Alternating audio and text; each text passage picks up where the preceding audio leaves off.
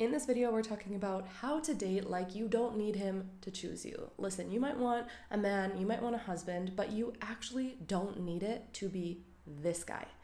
And what if I told you that getting a man who is willing to commit is not about you being super available to him, it's not about you liking what he likes, it's not about you being more perfect or containing who you are and trying not to be too much.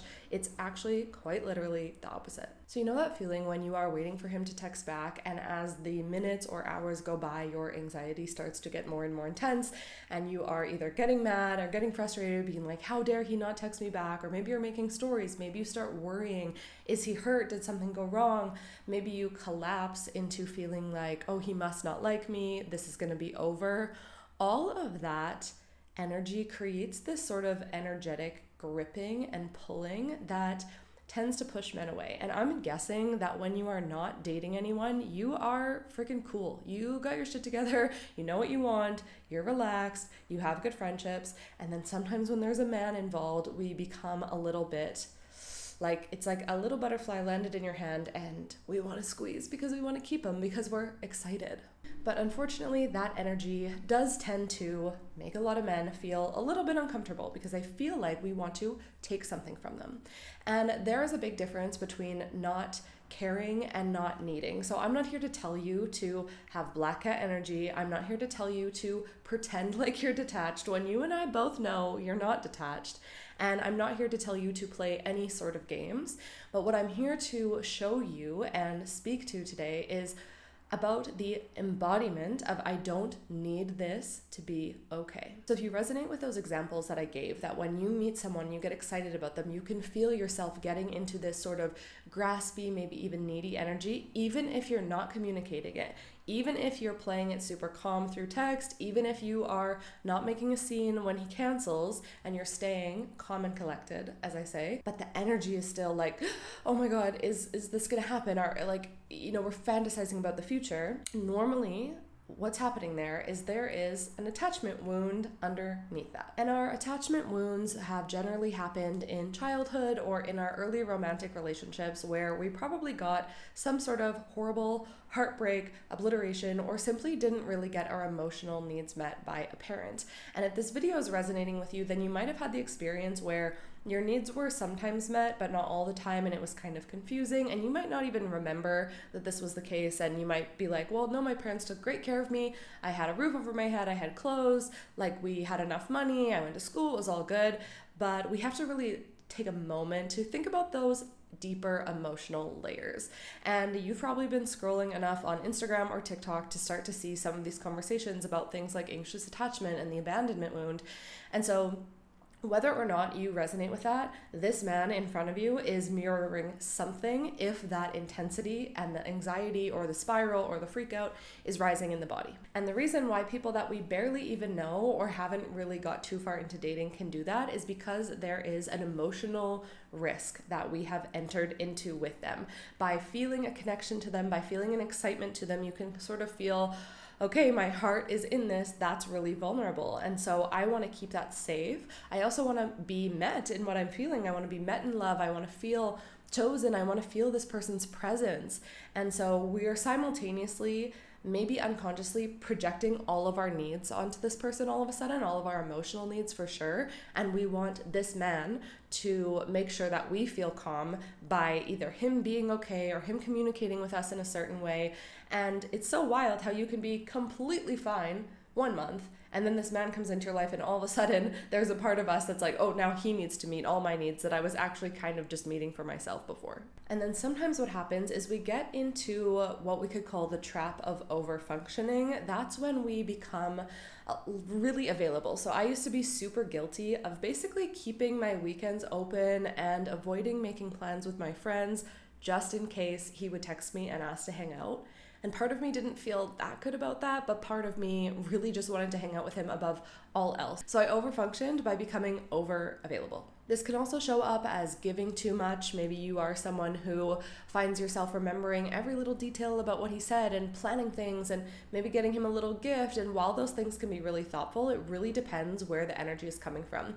Because humans communicate basically 95% not through the words that we're hearing. So you're hearing me talk right now. Your mind is clocking the words, but you're also noticing so many other things about my body that you don't even realize. You're noticing my facial expressions. You're noticing my hand gestures. You're also probably noticing the way that I'm breathing.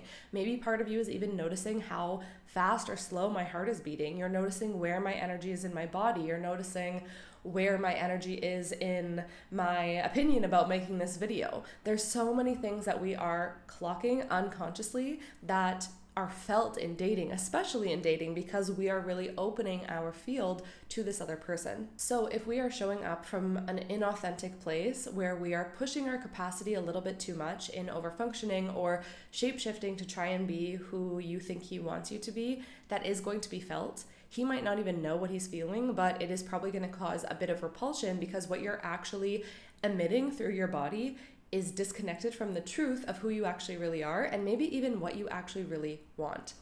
And so I think a lot of people on the internet are talking about being detached, right? And this black cat energy and needing to play it cool. But even if you are faking that, that's also going to be felt. Even though that might catch someone's attention and maybe reel him in for a minute, to me, it's really not a long game thing, because if you actually want to be attracting your husband and someone to build a family with, it's just not worth trying to trap them or catch them in that way.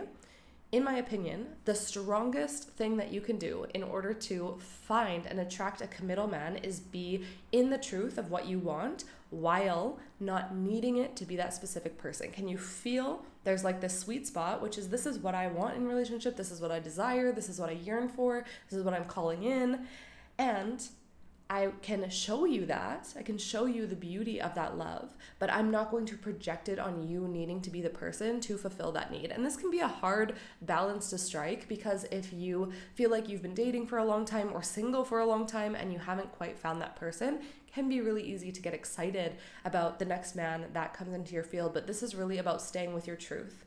And what makes that easy is having a practice of staying with your body and your experience. And this points to a lot of the work that I do, which is somatic work, which allows us to, soma is the body.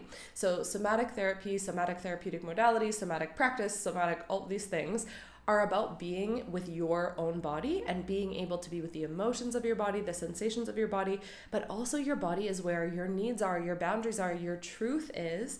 And when you know that intimately, because you're actually existing within yourself, not taking all of your awareness and all of your attention out onto him or out onto other people in general, if you are like resonating with people pleasing, then you will feel things like red flags a lot sooner. You will be able to discern if this man is trustworthy. You will be able to catch if he's actually someone who is ready for a commitment or not, instead of what we sometimes do when we are really worried about making him like us above all else, which is that we ignore that stuff that our body is telling us on some level. And 2 other tips to stay in this energy of being able to date without needing him to choose you is to slow down.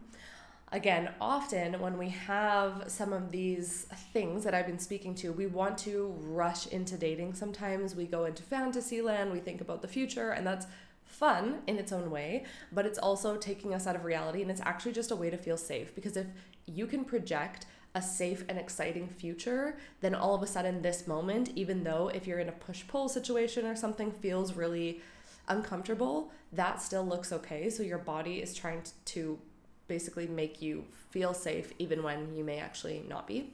And so we want to slow down and actually practice feeling yourself when you're with this person. How does he actually make me feel? How do his behavior choices make me feel? How does his communication style make me feel? So we're slowing down when dating.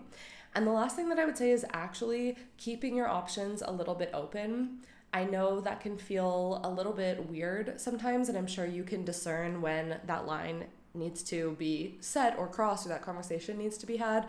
But when we are really looking for our life partner in dating, it's again easy to kind of narrow in on this one person, and I really suggest that you just keep it soft, keep your field open, be willing to have someone else, I don't know, like reach out to you in a park, at a festival, at a concert, something like that. Just keeping your field open, because also when we have someone that we've just met, sometimes we close our field off and we're like, I just want to put all my attention on him.